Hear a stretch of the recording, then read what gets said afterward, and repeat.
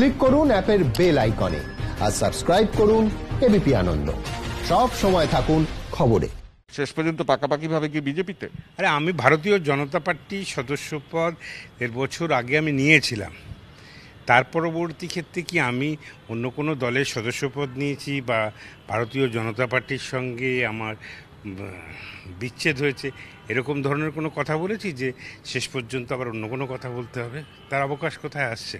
কারণ হচ্ছে ভাইফোঁটা, কারণ হচ্ছে চলচ্চিত্র উৎসব, আপনাদের দুজনকে একসঙ্গে থাকা, কারণ হচ্ছে আপনার সঙ্গে নবান্নে মুখ্যমন্ত্রীর বৈঠক, পার্থ চট্টোপাধ্যায়ের সঙ্গেও বৈঠক। তাহলে কি সেই মানে সমস্ত জল্পনা ইতি?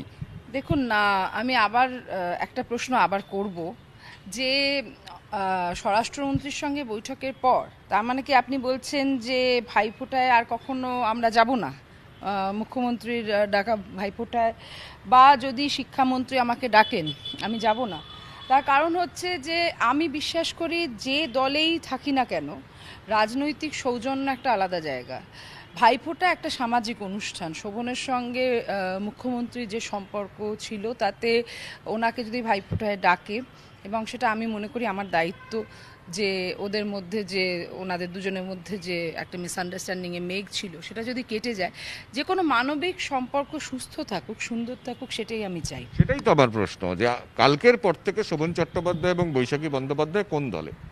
না দেখুন, যেটা শোভনও বলেন, যেটা আমাকেও বলতে হবে যে আমি তৃণমূলের শাখা সংগঠনে ছিলাম, সেখান থেকে আমাকে অপসারণ করা হয়। তারপর থেকে তৃণমূলের সঙ্গে আমার সম্পর্ক অফিসিয়ালি ছেদ হয়ে যায়।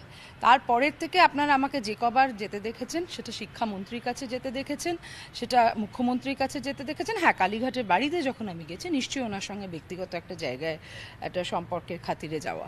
কিন্তু বিজেপির আমরা অফিসিয়ালি সদস্যপদ নিয়েছিলাম, সেখানে আমিও সদস্য, তার স্টেট কমিটির আমিও মেম্বার, উনিও স্টেট এক্সিকিউটিভ কমিটির মেম্বার।